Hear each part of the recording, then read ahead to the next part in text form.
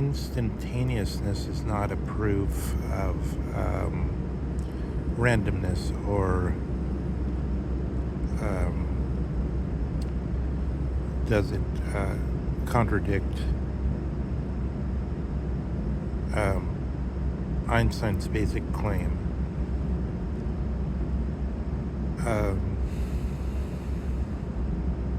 Instantaneous transmission through the so-called entanglement or quantum entanglement.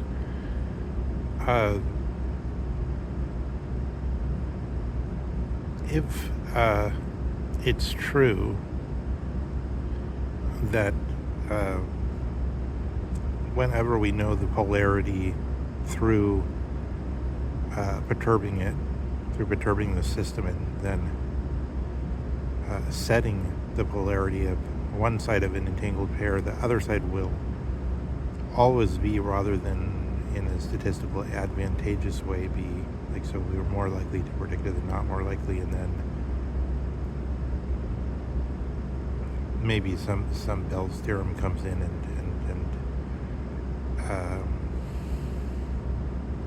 claims to prove something there. Something funny, it seems to me, every time I hear the explanation of it, it seems like there's something is being elided, but never forget about that. Let's just say there is instantaneous transmission,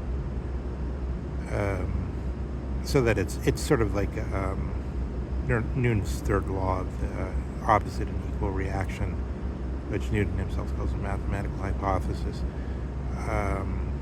but which, since there's been many experiments,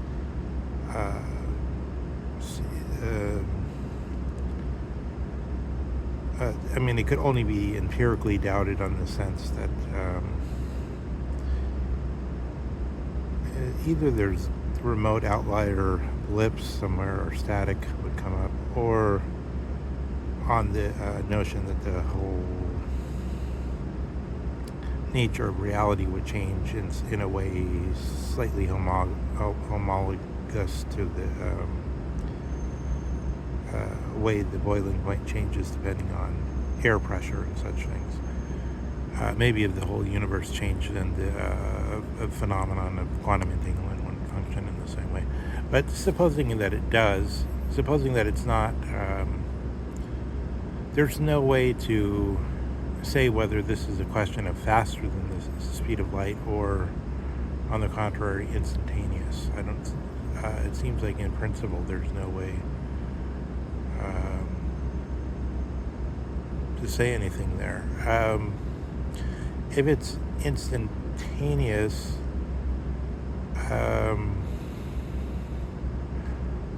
then that doesn't imply, there's no reason that the corollary of that is some kind of randomness or some kind of statistical nature of quantum physics. I don't see, so there would still be no sense in saying God plays dice with the universe, because if you change one side of the entangled pair, the other side would be changed. There's no that's simply a claim of a instrumental causal link, which is necessary.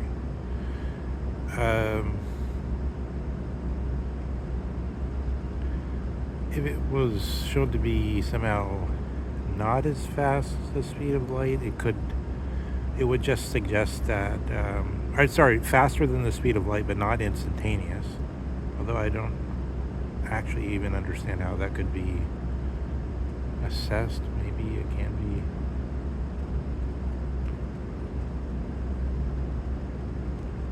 I mean, you wouldn't know when you got to the last highest speed if it was the Well, maybe you would. I don't know. It would be hard to do because of relativity of the different places where the thing is happening. To have, I don't know how you would gauge whether it was instantaneous. That's difficult. But okay. Um, in any case, what could be said is that the Einstein's whole model of the light cone and all that could be, and these Planck numbers and all this stuff could be swept aside. In that case, if light wasn't the light being defined as having zero mass and then being set off against ultimate speed, weren't the final thing, then you'd have to throw out that whole light cone model, but you could still try to formulate some other model. And then I guess, I don't know, why would that be random? I mean, it would only seem like,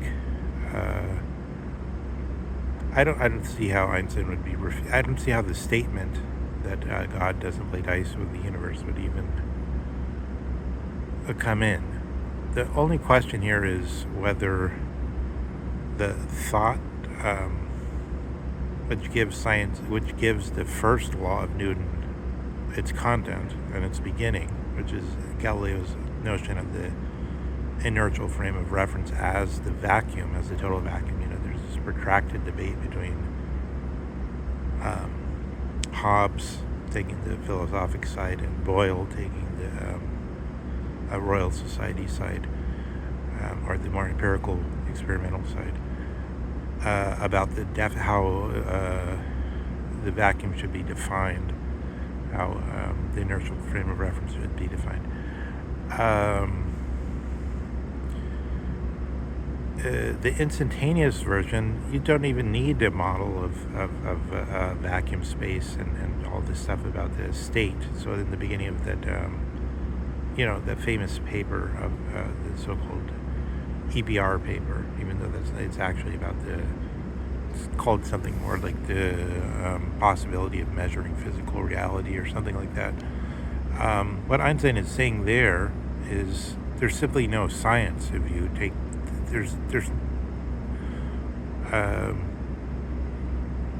all you're saying is two things happen at the same time, and they can't be mapped in any way in a theory about a state of something being at rest, which is equivalent to moving in a vacuum. So being at rest in the first law is defined as being equivalent to something moving inertially without being opposed in a vacuum. I mean, you could think of like the saying in the Alien movie where it says nobody can hear you scream in space, because usually scream being a wave, like wind touching water, it needs a medium, but the idea being that you're so close to a perfect vacuum, there's so little particulate matter that there's nothing to jostle there to make a vibration, to make sound that would be audible. Taken to the fullest extent, if we imagine idealized space, then we get the idea of space that the inertial frame of reference theory, and then also this notion of the defining physical reality in the so-called EPR paper is referring to. If you don't need anything like this, you don't need a conceptual framework if we're just talking about instantaneous transition of remote events. It doesn't make any sense. We're thrown out of anything like physics in a serious sense into just saying it happens that way. I think that's what Einstein is really saying.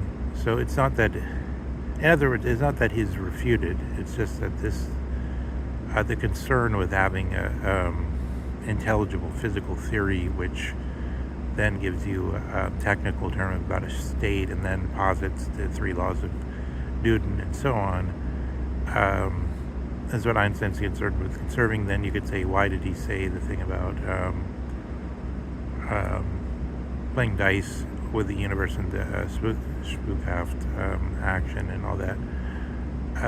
But again, if it's instantaneous, that doesn't. It really would just suggest that, yeah, this kind of Kantian view would then make sense, as it did, as Oppenheimer thought it did make sense, which is that the way we represent reality to ourselves, or to put it another way, the way that our eyes represent the visual sphere, for example, to ourselves, doesn't correspond to reality, except so far as reality is that visual sphere of the eye.